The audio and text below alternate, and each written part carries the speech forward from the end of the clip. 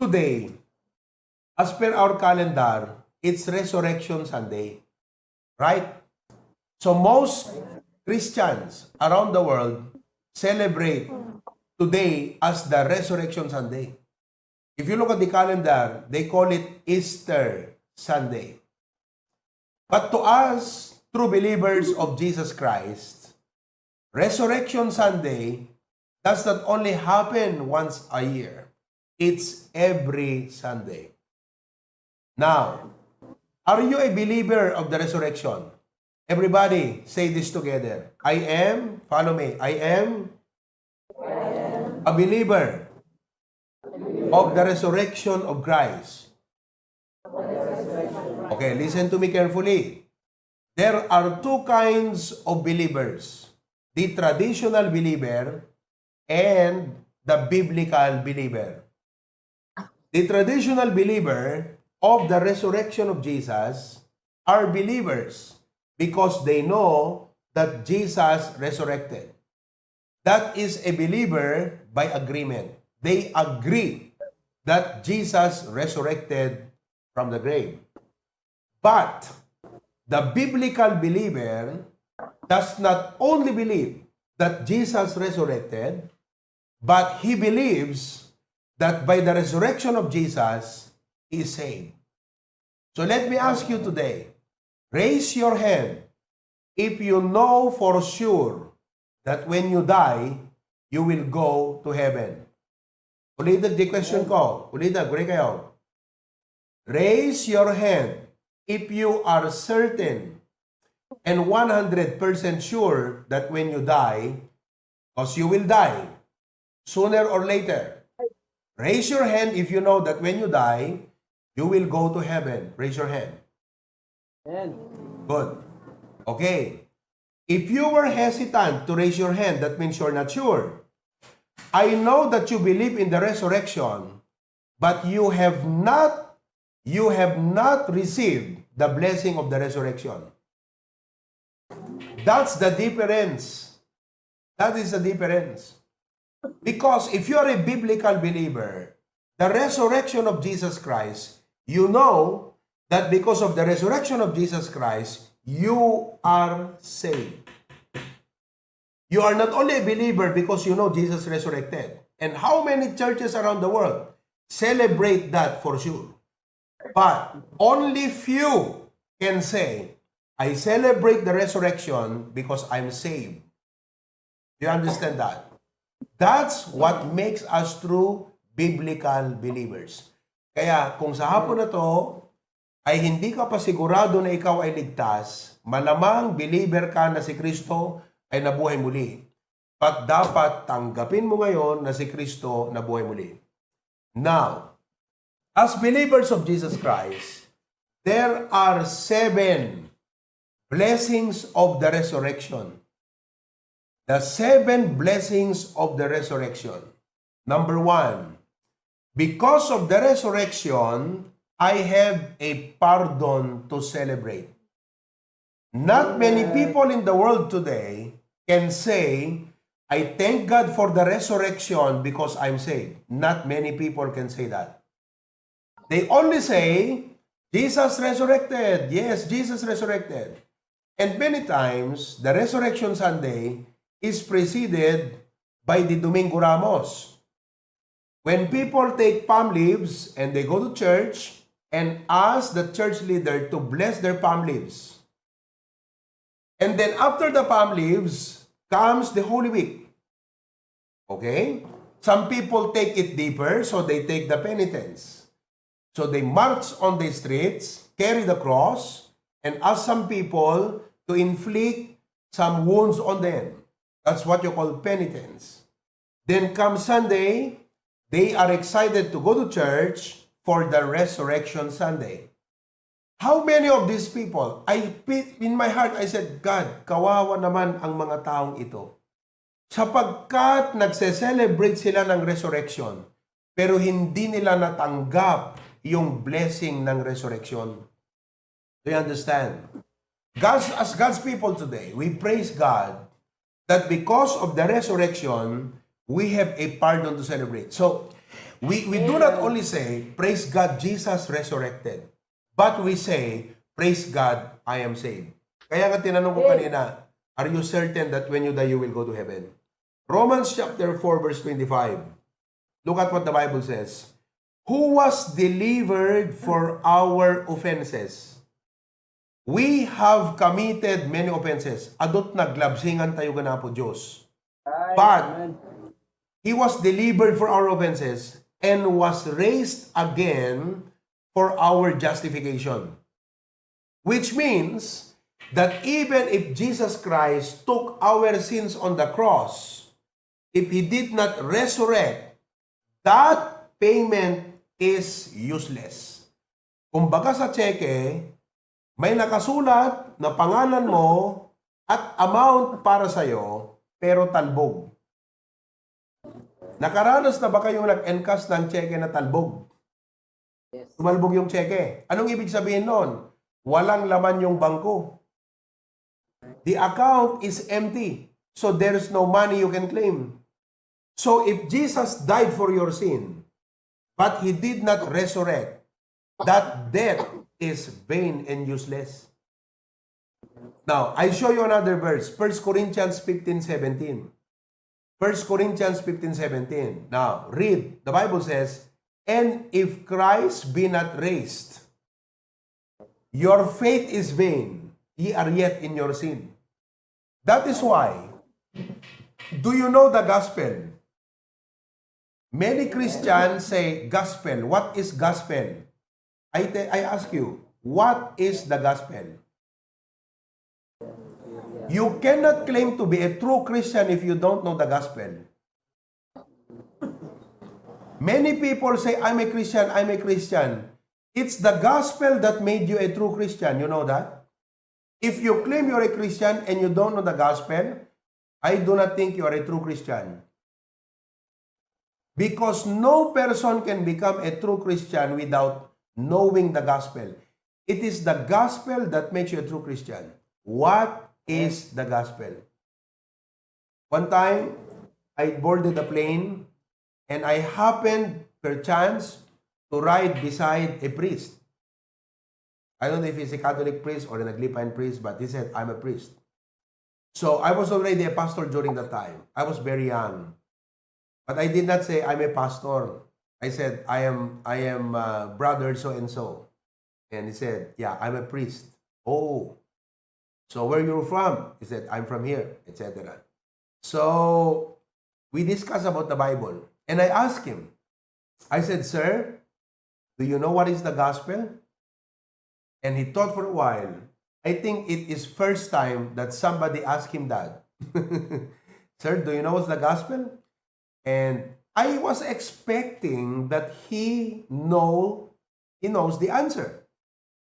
So he gave an answer. He said, well, gospel, the gospel means God loves you and we need to love one another. I said, sir, what? Your answer is good, but that is not the gospel. So he again thought for a while. And he said, so what is the gospel to you? He asked me. And I told him, have you read the Bible? And he said, of course. That's what we did in seminary. We read the Bible. So have you ever read the gospel in the Bible?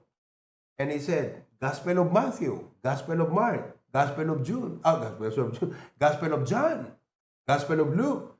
I said, I know those are gospel books. But what do you really know what the gospel is?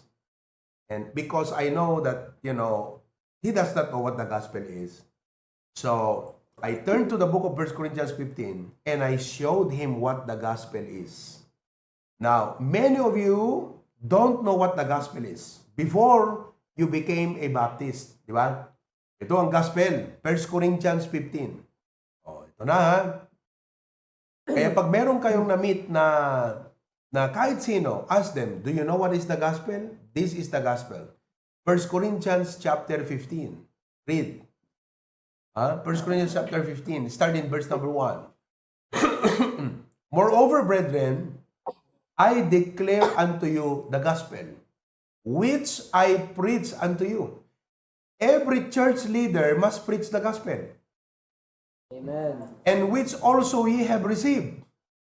Have you received the gospel? The gospel is not only something to hear. The gospel is a message to receive. And if you receive this gospel, this is where you stand. Verse number 2. By which also ye are saved. You see, every one of us there must know that you are saved. And what saves us? Not religion. What saves us? Not your good works. Do you know the Bible says? It's the gospel that will save you from hell. If you don't want to face judgment someday, you better receive the gospel. I want you to know, no good works can erase your sin. No. Religion cannot erase your sin. Trying to fulfill the commandments of God cannot erase your sin. That is man's way of reaching heaven. But unfortunately, that is not the way. The way to heaven is the gospel. Ulitin daw, by which also you are saved. If you keep in memory what I preach unto you, unless you have believed in vain. Verse number 3.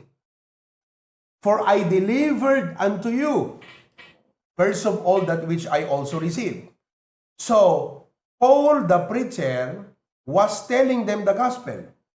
But before telling them the gospel, he said, I received that. In other words, before you share the gospel to someone, make sure you receive that yourself. Right. Because if you have never received the gospel yourself, you cannot share that to someone else. How can you explain something you do not know? They will ask you, come on, tell me, how does South Korea look like? You cannot talk about South Korea if you have not seen it yourself. So, I delivered unto you first of all that which I received. Ito ang gospel, how that Christ died. The first element of the gospel is the death of Jesus. According to the scripture, why is the death of Jesus a gospel? The word gospel, folks, it means good news. Everybody say good news. That is the meaning of the gospel. Okay? So if it is a gospel, it is good news. Let me ask you, is it not a good news when Jesus died for your sin? Amen. Why is there a need for Jesus to die for your sin? Oh, think for a while. Why is there a need for Jesus to die for your sin? Why? Because there is no other legitimate, acceptable payment than his death. Meaning to say, even if you are a good person, that cannot save you from your sin. Because if it could save you from your sin, then why would Jesus die? Right. It would be useless, right? If your good works can pay for your sin, if religion can save you from your sin, think of this. Why would there be a need for Jesus to die on the cross? But because good works cannot save, religion cannot save you from your sin, because of that, the compassion and love of God, Jesus had to suffer and pay the penalty of your sin. So when Jesus died on the cross, it's a good news. Meaning, look, somebody paid for your sin. Are you not glad somebody paid for your sin? Amen. Okay, next verse.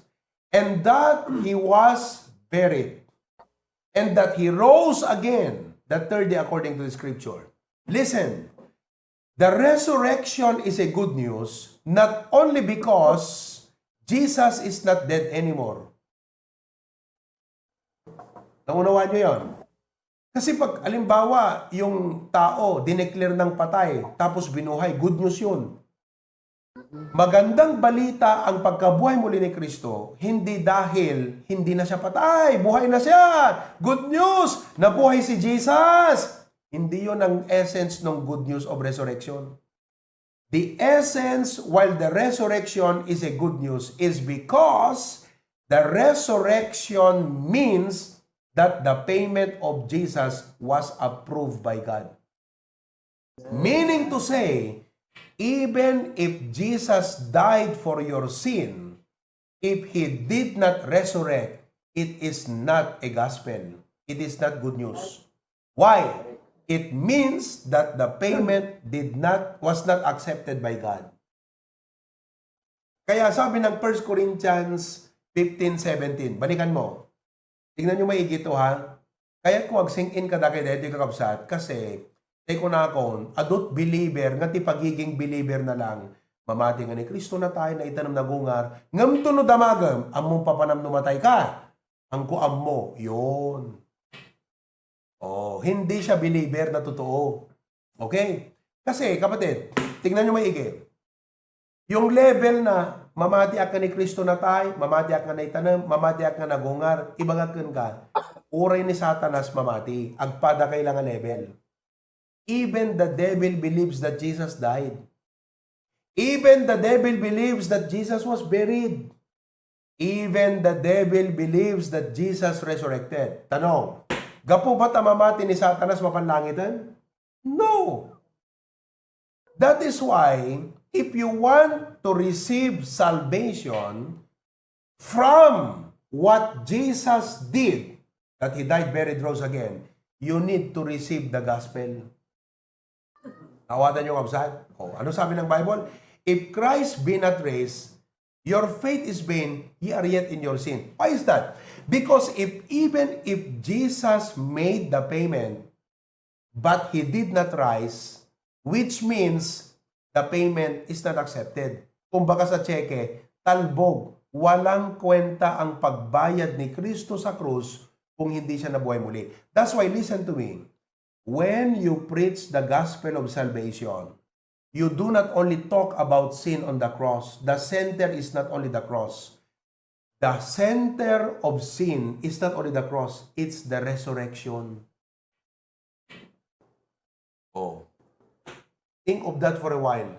There are many soul winners, they only talk about the payment of sin on the cross, but they do not explain the resurrection. When you talk about our sins, it is not just the cross. That is payment. Kasi kahit ano ba naman ang payment na ginawa ni Jesus, kung hindi siya nabuhay muli, you will remain in your sin.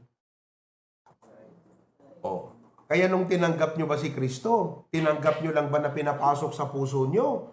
O tinanggap nyo na siya ang nagbayad ng kasalanan mo at nabuhay muli upang na-justify ka na sa kasalanan mo? Yan ang problema sa maraming nagsusolwin ngayon eh. Tanggapin mo si Kristo, papasukin mo sa puso mo. Hindi ganyan ang tamang explanation. Hindi mo siya tatanggapin para papasukin sa puso mo.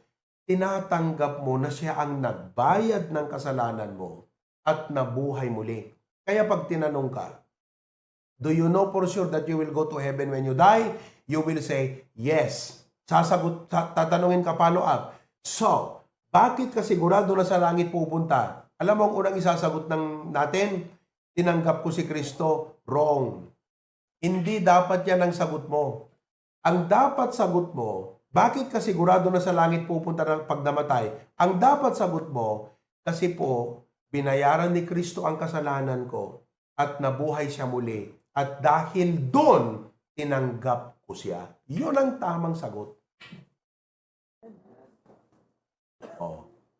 Kasi yung iba pag tinanong mo, naligtas ka na? Opo. Bakit? Kasi pumasok si Kristo sa puso ko. Wala. Hindi gospel ang tinanggap nun. At ganyan ang maraming mga baptist ngayon. Narabaw ti pa naka-preach ti gospel. Oh, do you understand?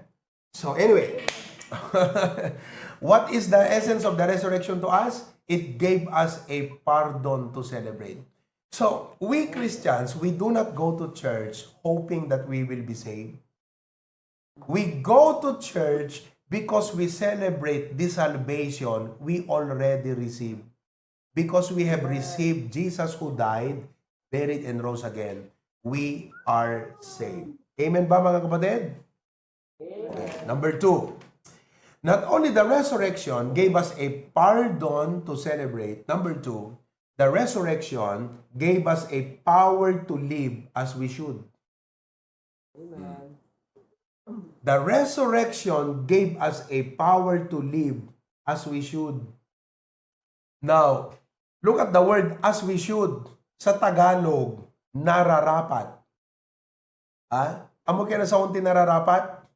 Ibig sabihin, the moment that you have accepted Christ as your personal Savior, okay? You are already saved. Do you know what happens? God gave you the Holy Spirit to empower you so that you can now live as you should.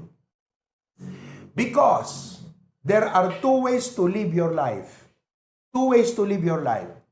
You live the way you want or you live the way you should. Do you get that? Tagalogin ko, dalawang paraan na ipamuhay mo ang buhay mo. Mamuhay ka ayon sa gusto mo o mamuhay ka ayon sa nararapat. Tanungin kita, nabubuhay ba kayo sa nararapat o nabubuhay ka sa gusto mo? And I tell you what, hindi lahat ng nararapat gusto mo. Kasla kung may makikimong, nararapat, no Kristiyano ka, hangga dapat absente gimong, uri may sa Domingo. Nagadot magibaga, Kristiyano ako na nagadimot pa nagkapilya. Ano, ubrahan na nga ro na Kristiyano kakabsat, they are not living like they should. If you are a true believer of Jesus Christ, the way you should live your life is you live to follow Christ. Right? So, haan nga aming nga nararapat, gusto mo, at hindi lahat ng gusto mo sa buhay mo, yun ang nararapat. That is a very important thing. That is why I preach during the camp. Many Christians, they like the life, they like the world. Diba? And they like Christ. Iso ano, dada iti church, apo agad may damot nakigimong. Makunamot nga, inaramid dati obligasyon dati apo. Ngam to na dada iti lubong, apo na ilubungan mo lang. Ano, I call that double life. Double life. Kasla ti arig nakakabsad, no kung mga pulis ka, ti loyal team Amerika, loyal ka pa ti Pilipinas. No nga rod naglaban ti Amerika kan Pilipinas, yan nat paglugaram. Hello? I am a soldier. Oh, I am a soldier. I am loyal to the Philippines. Oh. Tapos ko na, I am a soldier. I am also loyal to China. Amerika kan China latan. Sige. I am a soldier. I am loyal to America. And I am also loyal to China. No naglaban ti Amerika kan China, yan na ti panigam. Awan na kakabsat, parigatan ka ata, you are both loyal enemies na eh. So you have to understand, God and the world, both enemies.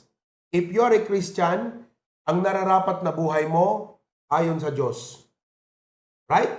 Although many times ang gusto natin, ayon sa mundo. That's why as a Christian, it is not easy. You cannot live the Christian life on your own.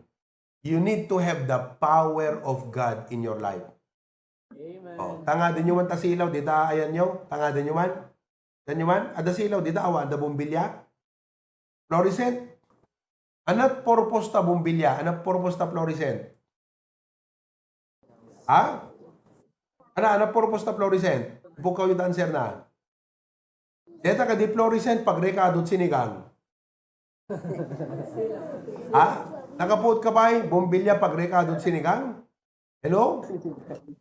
Deta ka di bumbilya pag toothbrush? Alam niyo di bumbilya pag toothbrush mo? Is that the purpose of the bumbilya? What is the purpose of the light bulb? The purpose ta bumbilya agsilaw, correct? Right? Oh. Kastamat, the purpose ti Apo king ka itanta inawat mo ni Jesus Christ is to live for Him, not for yourself. Amen. To fulfill His will, not your own will. Amen. Iso nga, no makitam ti bagim that your life is not in accordance to the will of God, probably you're not yet a believer. Kasi no believer ka, automatic di jay tibiyag mo. Awatan nyo kakabsat? Hello? Okay? Tata, deta bumbilya, naranyag silaw na, 20 watts kunada. I-problema ako mo kuryente. Pag silaw nga ro, doon kuryente? No. So nga masapul ti kuryente, tapno silaw. So kada tayo mo ta Christian, tapno ma-fulfill tayo, the purpose ti Apo di biyag tayo, masapul tayo di pan nakabalin ni Apo Diyos. Iso nga, ikunana diti Ephesians chapter 1, 19 to 20. Look at this. Okay? Ephesians 9, 1, 19 to 20. And what is the exceeding greatness of His power to usward who believe, according to the working of His mighty power. 20. Which He wrought in Christ when He raised Him from the dead and set Him as His own right hand in the heavenly places. Do you know what that verse is telling us? The power that caused Jesus to resurrect from the dead. Grabe nga power deta, awan agas nga makaarami deta. Awan ti anyaman na medical technology who has the power to resurrect a dead person. But the power that resurrected the death of Jesus Christ is the same power that works in us. Meaning to say, it is a power that can enable us to fulfill our purpose, to endure the hardship and difficulties of life, to defeat the enemy, and to fulfill our mission. Iso nga, kakabsat, nakapimpintas iti agbyag nga kas Kristiyano nga mang-fulfill ti pakayanan ti Apo. Kasi, dawatom lang ti Apo, Lord, empower me. That's what I always do. When I fulfill my duty as a Christian, I always pray, Lord, empower me. Kalay iti bigat kakabsat. Mapanak man nag-preach day, pasukin na yun. Nabanugag mo ta nagbalom di kalman. Diba? Puyat basit. Saka nga nagriing. Amoy ti oras ti opisina tat di Pilipinas kat hanggang alas 8 eh. 7 o'clock. Aging kat 6 o'clock ti rabi eh. Ngam Lunes to Thursday lang. Biyernes, bakasyon. 4 days a week lang ti opisina data gobyerno. Dati 5 days. Monday to Friday. Tatan, Monday to Thursday. Iso nga na yun ang dati work hours dati 4 days. Tapno ti Friday, whole day, bakasyon. Iso nga no Friday, bakasyon dan. Tanlo aldaw bakasyon, upat nga aldaw trabaho. Kasta di kita do mga opisina at gobyerno. Nakasapak ti bigat. So kung nakapag takdirak man nun. Sumruman dete personality kung nga man nagbabaing kakabsat. Di ba? Una, amog pala mabain mo ta. Apay, da kayo awan babain yung kakabsat. Amen? Ambugot pelang. Sakit, ada pelang mo't alumim ko. Agtakder di sangwanan ti adu nga tao. Anat ibaga. Amo naman nagbabain ka. Kat digijay ti agururo ta po. Anat ibaga. Baka no madijay ibaga. Baka handa mainteresan. Baka sumro dijay. Kung nakapo, I will fulfill my duty today. Please empower me, Lord. Nalagip ko dito. Lord, empower me.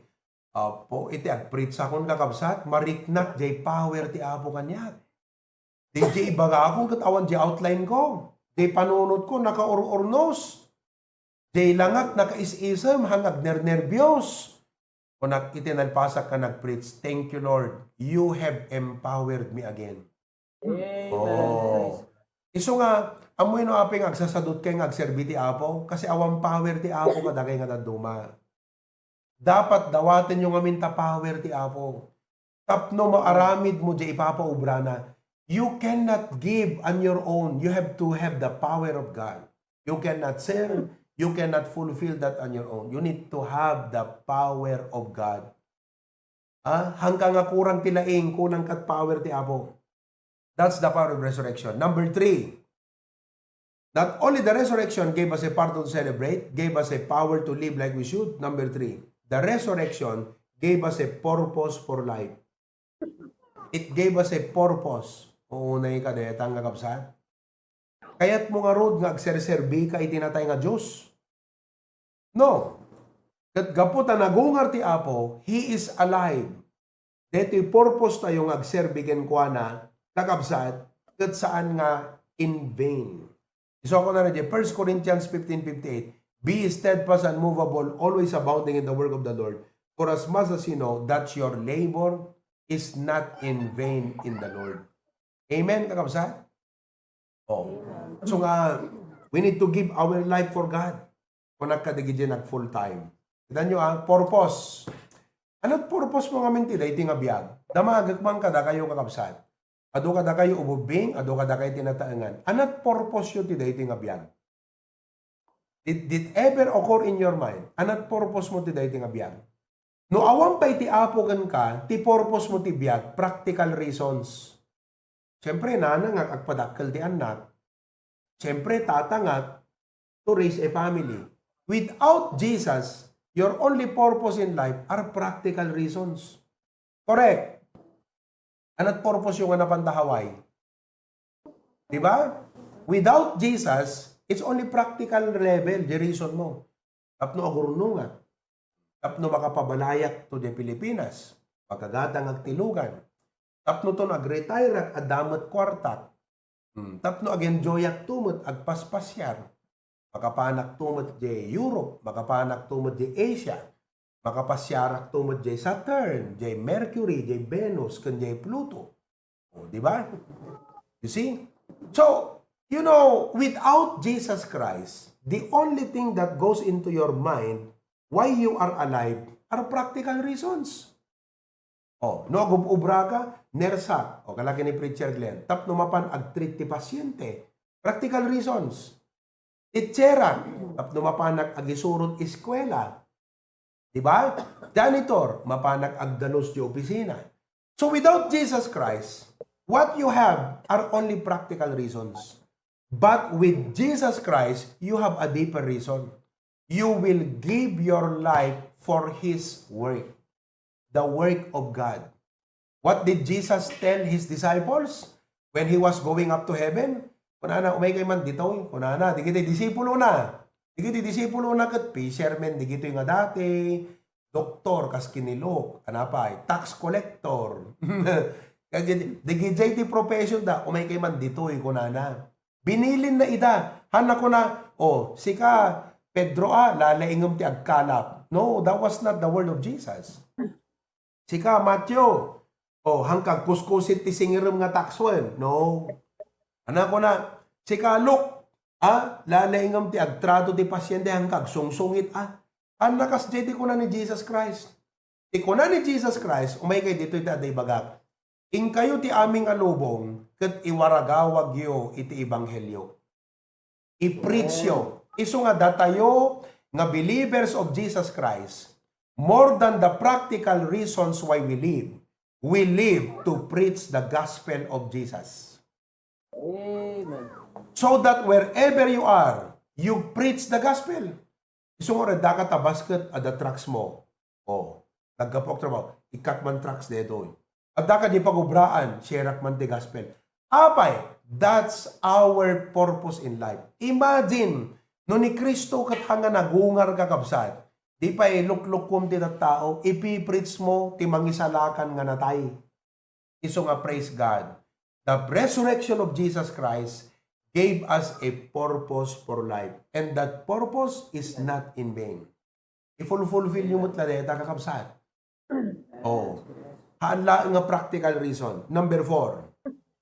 The resurrection gave us a promise for the future. Wow. The blessing, the resurrection ni Apo Jesus, it gave us a promise for the future. Pampanunutot anang nga kakabsat, no iti panagbiag, agpatinggalagan patay. Hello? Are you there? Manot tawon yung kakabsat, namagaman ta kaabay mo, manot tawon mong kunam. Manot tawon mo. Anang nga anang nga kakabsat, no itibiyag, aging galagan patay. Awanan ti next life. Diba? So, no tibiyag aging galagang patay, agad ag-change day panunot mo iti panagbiag. Diba? Nung praise God, tibiyag han agpatinggagan patay. Ako na ni Apo Jesus, I am the resurrection and the life. He that believeth in me, though he were dead, yet shall he live. O unay ka din, hanggang kapsat. Uray matay, agungar tumanan. Amoy no aping agungar tayo? Agungar tayo, tapno agbiag ti kinaagnanayon. Deti biag ti rabaw ti daga, ababalang. No arig, no ikomperam ti biag ditoy, kadayjay to biag ngagnanayon, awan pakaimudingan na deti kakapsat. Kas mula inkumpara ti bisikleta kan Mercedes-Benz. Awara. Kas lakas jay. So nga, praise God, if you have believed the Lord Jesus Christ, because of His resurrection, you will rise again. Ibagam ta kaabay mo, agungar kanto kunam. Amen? Sino kada kay ti naragsak nga agungar? To. Kahit naman di mana, naragsak kay itong agungar. Amen. Oh, dapat matay ka pela nga ron. Kasi hanggamot agungar to, di ka matay. Pagungaram nga ron, ta si bibiyag. Ipagungaram di natay. Amen? Oh. So kaya't nasa wan, kung numatay kayo, hangki aglidliday. Ano't paglidayam numatay kagat agungar ka mat? Amen? Kas na ti arig na kung agliday ka nga mapan US kat agawid kan tumatlag bakasyon. DJ lang nga, di maya dayo, naliday. Nga magbakasyon ka mat, di ba? Amen? Number 5. Buhay pa kayo? The blessing of the resurrection is the presence in the journey. The presence in the journey. Ikait na sa uwan kakabsat, na tayo nga namati kini Apo Jesus, kadwa tayo ni Apo itata si bibiyag. Kadwa tayo. Constant presence. Kunana di Matthew 28:20, I am with you always. Kunana ka di, beka dito yan. Kunana. In kayo iwarigawag, tipan na kaisalakan ha. Kat, kunana, adda akto kada kayo akan kanayon. Deta nga kari, hanakari ka di kita backslider. Iso nga, no backslider kayo, agsubli kayo di ministry yon. No hang kayo may magigimgimong, in kayo magigimongan. No lumtaw ka Kristiyano, ag faithful ka. Because the promise is, I will be with you. Not only that, interceding presence. Hebrews 7:25. Kunana, wherefore he is able to save them to the uttermost that come unto God by him, seeing he ever liveth to make intercession for them. O unay kan kakabsat, tingganda ko na saan nga ni Mary iti mangibabaet kada tayo iti Diyos. Iso nga hangki agkarkararag kan Maryn. No idi, agkarkararag kayo kan Mary at isot insuro da. Kaya't ko nga ibaga, deta verse dita ko nana, ni Kristo ket nagbiag manen, tapno iso ibabaet na tayo. Kunana o, seeing he ever liveth, apay nga ni Kristo ket adda nga si bibiyag, to make intercession for them. Sino? Di kita'y namati ken kuana. Are you a believer of Jesus? Oh. Do you know what Jesus Christ is doing for you right now? He is making intercessions. Amoy, ada nang ibagaat dito, kung naghangkag karkararag kan Mary, kung nakagurakit din. O maaramid ko ang. At ibagat ti kinapod, no kaguranak mo tayo. Nana, kung bakit hangkag karkararag kan ni Mary, kung nakagura di bakit? Tila, da nga, ibagbagayo nga, ko, agaputa, kasti, ko na. Kawamot ta, Biblia na nang, agkararag ka kan Maria, ko na. At agkararag, da ngamin kan Mary, no ko, aya, ko na, dagat. Hail Mary, full of grace, the Lord is with you. Blessed art thou among women, blessed is the fruit of thy womb, Jesus. Holy Mary, Mother of God. Ngunit awan nanang ni Apo Diyos na na. Ni Jesus, kas tao, adananang na. Ngam kas Diyos, awan nanang na. Holy Mary, Mother of God, pray for us sinner. Kunana. Kunat kat awan ta Biblia deta. Ni Jesus Christ ti mangibabaet kada tayo. Ipakita man di 1 Timothy. One mediator between God and man.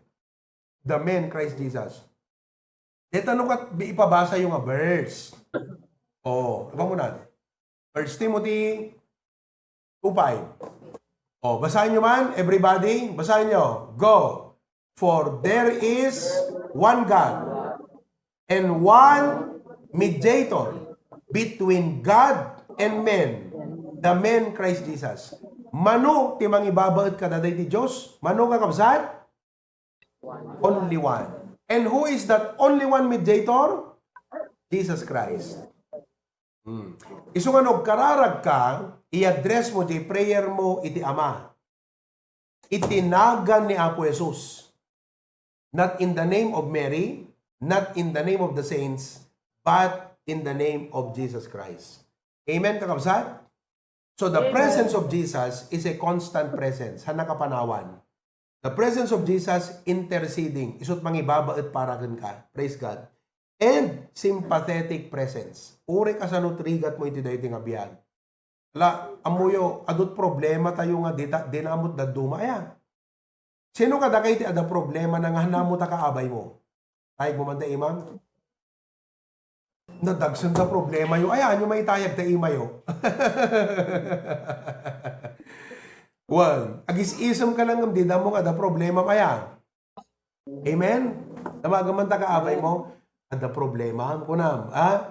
Adadati kwa padagsan king ka. Oh, among ti kunana ta Bible, umasidig ka jay trono ti Apo. You know why? Because Jesus Christ became man. Amo na tirigat tayo nga tattao. Iso nga, ikapintasan, no ada problema, awan pa kaibagaam, ni Apo Jesus ti pangibagaam. Kasi maawatan na kakakabsat. Amen? Itao kat dingdinggan na lata problema kung di na kamot matulungan. But Jesus Christ, He can help us. Amen? Oh, I hope, ang ilipasan nga kabsat. Ngam, deta ti message ti resurrection. Oh, enumerate man dyan na adal tayo. What the resurrection gives, number 1, pardon to celebrate. Number 2, power to live as we should for daily living. Number 3, purpose. Oh, so ti purpose yo halang nga mapanagsapol ti kwarta pagbiag. Ti purpose mo, ingka ikasabat ibanghelyo. Then, promise for the future. And number 5, presence in our journey. Praise the Lord. Lord, thank you so much. The power and the blessing of your resurrection upon us. Apuhan ko malang agtalinaad isuna nga knowledge kada kami. But it becomes a practical blessing to us, O God. That, Lord, we are not serving a dead God. We serve a living Savior. We do not pray to a dead God. We pray to a living Jesus Christ. Thank you, Lord. Continue to bless us. In Christ's name we pray. Amen.